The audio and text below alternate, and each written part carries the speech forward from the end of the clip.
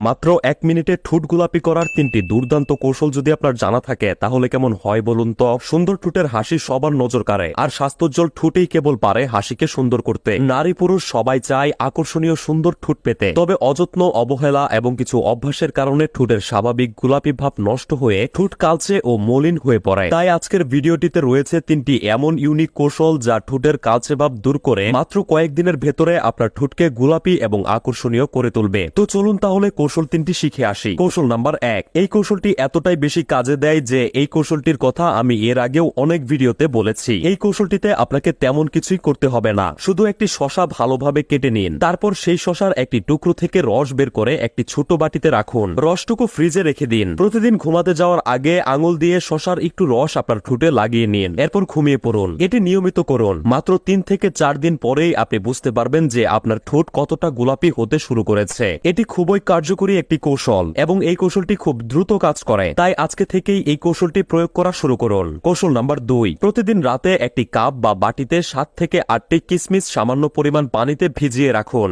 এবং সকালে কিশমিশ ভেজানো যে পানি রয়েছে সেটি আপনার ঠোঁটে ব্যবহার করুন। কিশমিশ ভিটামিন এ এর একটি উৎকৃষ্ট উৎস।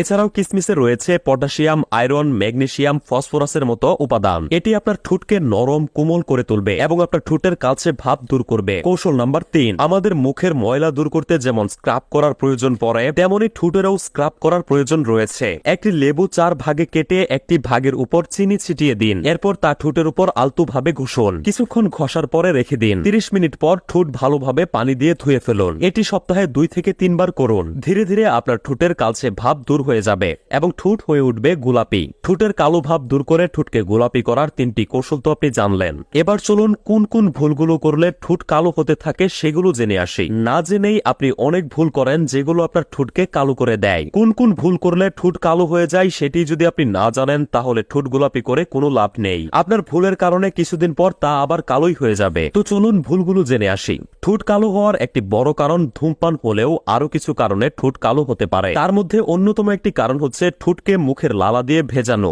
আপনি নিজের মনের অজান্তেই দিনের মধ্যে অনেকবার আপনার ঠোঁটকে মুখের লালা দিয়ে ভিজিয়ে থাকেন, কিন্তু আপনি জানেনই না যে আপনার ঠোঁট কালো হওয়ার পেছনে এটি সবচেয়ে বড় কারণ। তাই আজ থেকে এই ভুল আর কখনোই করবেন না। কখনোই মুখের লালা দিয়ে ঠোঁট ভেজাবেন না। অনেকেই আরো একটি ভুল করেন, সেটি হচ্ছে ঠোঁট লাল করার জন্য মলম বা ওষুধ জাতীয় কিছু ব্যবহার করে থাকেন। এগুলি আপনার ঠোঁটকে কিছুদিনের জন্য লাল করলেও আলটিমেটলি আপনার ঠোঁটের বড় ধরনের ক্ষতি করছে। তাই ভুলেও কখনো ঠোঁট লাল করতে এ ধরনের মেডিসিন ব্যবহার করবেন না। এছাড়াও ঠোঁটের রুক্ষতা, অ্যালার্জি, অতিরিক্ত ক্যাফিন গ্রহণ, অতিরিক্ত কফি খাওয়া, হরমোনের সমস্যা ইত্যাদি কারণে ঠোঁট কালো হয়ে যায়। আবার অনেকের ঠোঁট বংশগত কারণে কালচে হয়ে থাকে। তো ভিডিওতে দেয়া কৌশলগুলো ফলো করে আপনি সহজেই কালচে ঠোঁটকে অল্প সময়ে গোলাপি করে তুলতে পারেন।